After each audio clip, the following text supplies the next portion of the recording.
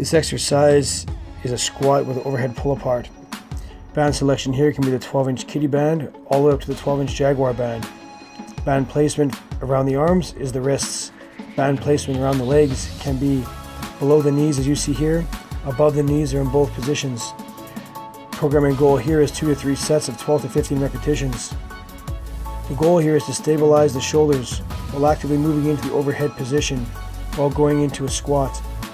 The bands are around your legs during this exercise because we want to increase the recruitment of the hip abductors and external rotators while going into the squat. The upper body of the muscles targeted are posterior deltoids, rotator cuff, mid-traps, rhomboids. The lower body we're targeting glute max, glute medius, hip abductors, and external rotators. We're going to place the mini band in an appropriate location around the legs. It can be, as we said, above the knees or below the knees.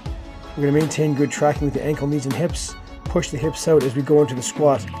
Keep the rib cage down, abs contracted, and the glutes engaged.